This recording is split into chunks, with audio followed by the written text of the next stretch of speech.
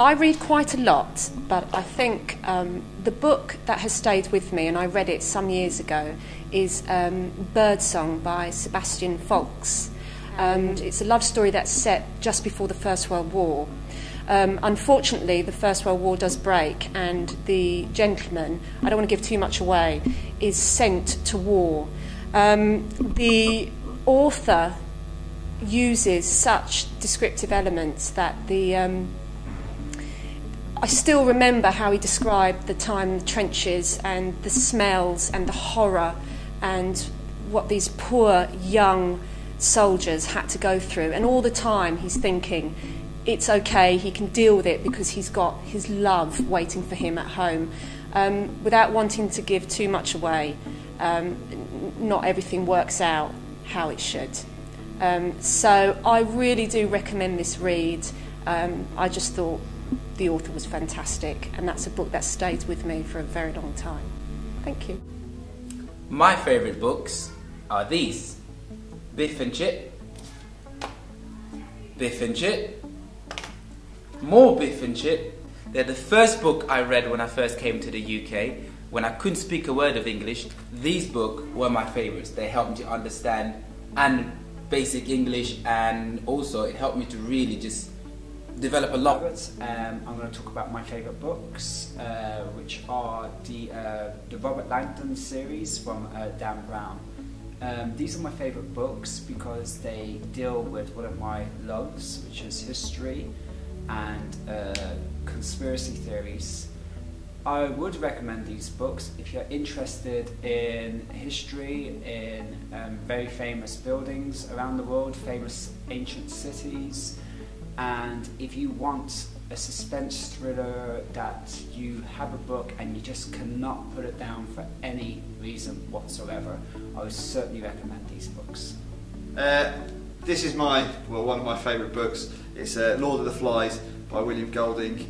And essentially it's a tale about some young boys who get stranded on a desert island and what trouble they're in because they don't have any parents around. It all descends into chaos, but I won't spoil it further. William Golding, Lord of the Flies. My favourite book is Schindler's Ark by Thomas Keneally. It's my favourite book because it's a true story based on Oskar Schindler in World War II. It's the first book and only book I've ever read which I could not put down. So that's Schindler's Ark by Thomas Keneally. I've got many favourite books, but one of the books that stands out for me is Boy by Roald Dahl. The reason I love this book is because when I started teaching, it's one of the books that I taught again and again and again. And for me, it shows the power of literature. There's a fantastic section in this book where Roald Dahl, as a young boy, is sent to the doctors because he's got problems with his adenoids, and the adenoids are up in the back of his nose. And the doctor takes a knife and without any anaesthetic cuts the adenoids out of Roald Dahl's nose, and blood comes gushing out. I read this book to a class, I think in my third year of teaching, and was amazed when a boy fainted in the middle of the lesson, straight onto the desk. For me, it just stood out. It was one of those things you thought, Roald Dahl is an amazing writer, and he created that picture so well that it had an almost physical effect on someone that I was reading it to. So for me, Roald Dahl's Boy. And my favourite book is The Secret Diary of Adrian Mole, aged 13 3/4. It's a book by Sue Townsend, who is one of my favourite authors, and she's just written a new book actually called The Woman Who Stayed in Bed for a Year, which sounds lovely. The Secret Diary of Adrian Mole is a really funny book about a boy who has lots of misadventures and is coping very badly with being a teenager. I'm Mrs. Roberts. My favourite book is To Kill a Mockingbird. This is one of my 16 copies of the book. I have it in many different languages. One of the reasons that I love this book is because it's about struggle and about growing up and about making mistakes and fixing them. It's also quite an interesting period of history. It's set in the segregation era of the Deep South of America. And I know some of you in Year 9 are studying that at the moment, so it ties in quite well with what we do in English and Humanities. It's also a really interesting book because it's a worldwide bestseller and has sold over 11 million copies, but it was actually the only book that this author ever wrote. So it's quite interesting that she chose not to ever write again. So So that's why I like this book, and I will continue to read it at least once a year, every year, probably for the rest. Hello everyone, my favourite book is The Man Who Fell Asleep by Greg Steckelman. It's a number of short stories about a man who lives in North London, and he has a very creative mind, and it's a number of short stories, very abstract. It could be about a cup of coffee and what goes on inside that cup of coffee, and he creates these crazy worlds, and I quite like it as a bit of escapism. I have two favourite books. My first favourite book is Marco Palin, Around the World in 80 Days. The reason why it's one of my favourite books is because it's very funny.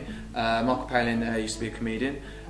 He's also, I really enjoy travelling, so he talks about some of the stories when he went round the world in 80 days. So very, very good book. My second favourite book, which I read every night, okay, is a maths GCSE book. I find it really, really helpful, and I really, really enjoy it. Okay. So my favourite book is The Handmaid's Tale by Margaret Atwood, and it's set in the future when people can't have babies anymore. So what they do is they steal all the people who can have babies, and they have to kind of work as servants for other people. It's my favourite book because there's lots and lots of things that go on in the book. It's very lots of twists in it. So there's lots of things which you don't expect to happen, then suddenly they change, and something which you didn't see coming up. And that's my favourite book. Right. Yeah, my favourite book is The Lord of the Rings by J.R.R. Tolkien. I love that book because I just think it's a fantastic story, and when I was little it helped me kind of shape my imagination a lot. I also really like it as well because I used to sit down with my dad and he used to read it with me when I was young, and that brings me really happy memories of being with my dad as well. So they're the reasons why I really like that story. It's been made into lots of fantastic films now as well, which I've also really enjoyed. So yeah, basically that's my favourite book, and they're the reasons why. And I'm here to talk to you a little bit about Pride and Prejudice by Jane Austen. This is my favourite book, and the first time I read it I was 14, and I read it quite regularly now, maybe once every 2 to 3 years. The main reason why I really enjoy this book is because it's about 5 sisters and how they grow up and how they change. And I have many sisters, and I can relate to it really well because I feel like I'm part of their family too. I really enjoy it because it's funny and you get to laugh along with the characters, and also because it's a romance, and I do love romance. My favourite book is The Great Gatsby by F. Scott Fitzgerald. It's quite a small book, and I think that the author manages to do a lot with very few words. It's beautifully, concisely written with really succinct descriptions. The metaphors and similes in it are absolutely stunning. It's a story about a group of friends and people in relationships living in an island just off New York in the 1920s who live a very decadent lifestyle. But it's kind of about their issues and problems behind that lifestyle. And the figure at the centre of it is a man called Gatsby. He's a very, very mysterious character that we gradually learn more about as the book goes on. But what I love most about it is the way that the words just leap off the page. It really comes alive, and it's an incredible book. My favourite book is The Colour Purple by Alice Walker. Although it's a very harrowing story, it does have a very happy ending. So it made me cry a lot. It actually made me smile at the end. And it's a tale of how never to give up, despite the most dire of circumstances. Hi, I'm Miss Wynyard, and one of the favourite books that I had when I was growing up was Goodnight Mr. Tom by Michelle Magorian. It's set during World War II, which was a period of history that I was really interested in growing up, and there's a lot of children's literature in the UK that's set at this time, so it's a really good example of that time. And it was the first book that ever made me cry, and it made me realise how affected you can be by things that aren't real. Okay? Thank you. Can I go now? Yeah. Oh, good.